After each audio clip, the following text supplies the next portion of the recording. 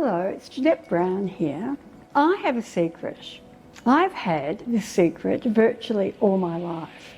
I've divulged it to just a trusted handful of people, but I have a strong urge to share my secret and story with you. It is certainly not earth-shattering, and in the scheme of things, it is not that interesting, but for me, it's had a major impact on my life. What I want to share with you is my story of anxiety and obsessive worrying that I've had from a young age, and how I have learned to not only deal with my anxiety but embrace it as part of who I am. Many years ago, I made a commitment to myself that I would not allow my anxiety to get in the way of what I wanted to do or be.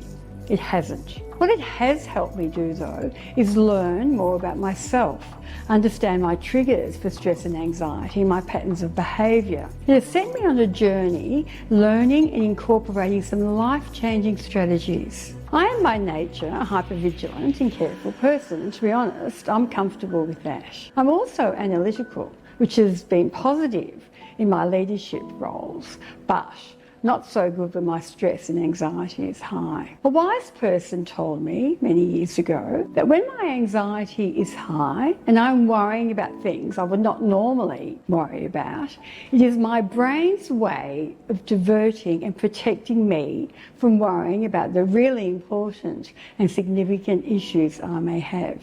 That's held me in good stead. There are 5 categories, and I will give a brief summary of each one.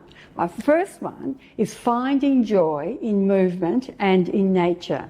Now, being physically active is a must for me. It gives me energy and makes me feel calmer and more present. My daily regime is to go for a long walk in beautiful surroundings, if possible. For example, being near water has a major calming effect on me.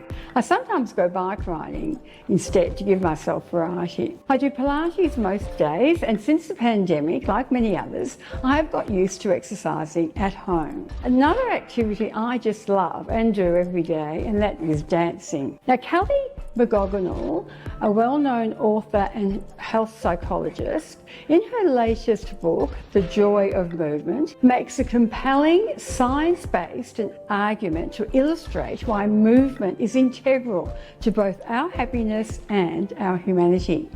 Basically, we are born to move. She shows how movement is connected with some of our most fundamental human joys, including social connection, self-expression, and hope. She also shows that movement is a powerful solution to the epidemics of depression, anxiety, and loneliness we are facing. Another life-enhancing activity is spending time in nature, such as walking through a forest, by the beach, or even in parkland. It puts our own individual lives very much in perspective and connects us to something much bigger than ourselves. As Kelly says, nature has the power to fill us with wonder and awe, give us a sense of belonging, and makes us more alert. Combined with physical activity, it has tremendous positive effects on our mental health. I don't know whether you have heard of Shinrin-yoku, or forest bathing. It's a famous therapeutic Japanese practice of spending time in nature. Now, the second strategy is the power of acceptance and commitment therapy called ACT and self-compassion. I'm a great supporter of ACT. It's a form of behavioural therapy that combines mindfulness skills with self-acceptance of your thoughts and feelings. A key aspect of ACT is taking committed action in alignment with your values. Now, there are 6 core steps in ACT, and I won't go through them here, but here is ACT in a nutshell. A, accept your thoughts and feelings and be present. C, choose a valued direction. And T, take action. Now, committed action means doing what it takes to live in alignment with your values, even if that brings up pain and discomfort.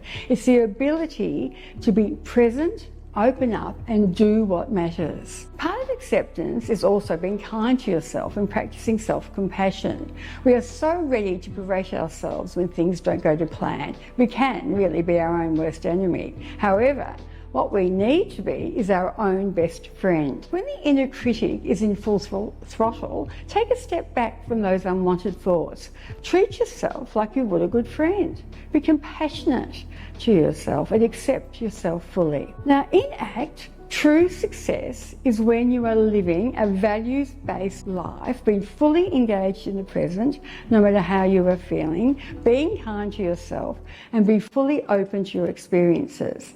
You may end up not achieving all those goals you set out to do, but if you are living a life guided by your values, you are living a successful life. Number 3 is owning your own story. What I mean by this is knowing your purpose, your values, your goals, and how to coach yourself to a more fulfilling life. Connecting with your purpose and understanding the core values that guide you is fundamental to success in life. When we are going through challenges and life essentially sucks, it's our values that get us through. Are you clear about your values? If not, go to the link below and there is a free values exercise you can download. It is worth it. Your values describe how you want to behave as a person and act in all situations. They are how you want to treat yourself and others. Values are in essence how you are true to yourself and the qualities you want to live by. If you are unclear about your purpose and meaning, then you can do some reflection on these questions. They are: what am I here for? What is it I want in my life? And how do I go about it? My Life Journal is a 5-week online course which gives you the skills to coach yourself to a more successful and fulfilling life. A key part of this course is doing practical activities that will help you own your own story. The methodology in my course gives a structure to your life through working out your personal vision aligned to your values and then developing a personal action plan. It includes the steps you need to take to reach your goals. Personally, I need structure in my life. It keeps me on track with my goals and how I want to live my life, and it helps me reflect. In fact, the key part of Life Journal is reflective writing, which can be life-changing if you do it regularly. Through taking committed action to achieve your goals, you can learn more about yourself. You may end up not achieving those specific goals, and your goals may change. This is life. But what is important though is the energy and the goal setting and taking action brings, and the person you become as a result. Now, number 4 is cultivating a growth mindset. Advances in neuroscience has brought more knowledge and evidence on how we can enhance our emotional and physical well-being and thrive in this increasingly fraught and complex world. Now, Carol Dweck, one of the world's leading researchers in the field of motivation, has documented the benefits of adopting a growth mindset where we see ourselves and our situation as capable of improving rather than a fixed mindset where we are bound and limited by genetics and circumstances. Our mindset heavily influences what we want out of life and whether we are successful in achieving it. Cultivating more of a growth mindset will help you achieve goals as you develop the qualities and habits needed to enhance your life. People with a growth mindset do not fear failure and understand failure is an opportunity to learn and grow. Now, the last one I want to talk about is developing emotional agility. Now, getting back to neuroscience, learning to understand how our brains work also helps us with managing our emotions. Now, Harvard Medical School psychologist Susan David calls the practice emotional agility. Now, being self-aware is integral to being able to manage our emotions. Self-awareness is about knowing what we're feeling and why we're feeling it. Emotional intelligence and emotional agility are not the same. A person can have a level of emotional intelligence but still lack the emotional agility to embrace and harness their emotions wisely. Having emotional agility means we can face our emotions, good and bad, label them, understand them, and then choose to move forward deliberately. Having difficult emotions is part of the human experience, and the radical acceptance of all our emotions is a foundation to resilience and thriving. To be emotionally agile, we need more though than just acceptance. We need to be clear on exactly what we are feeling.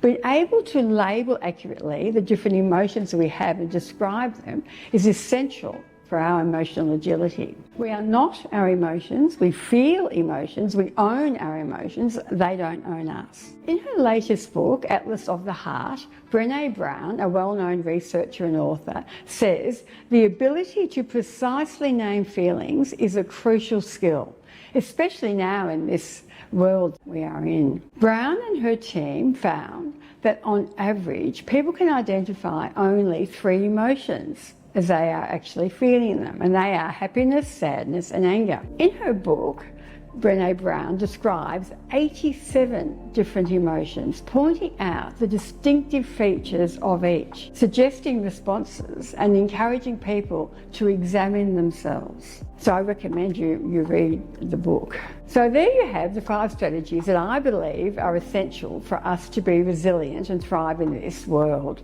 irrespective of whether you have anxiety or not. Just one last thing to finish off. In following these strategies, I have successfully been able to reframe my anxiety and embrace it as being part of my uniqueness and the way I can live a richer, more fulfilling life and thrive. Now, thanks for watching the video, and I hope you've got something out of it.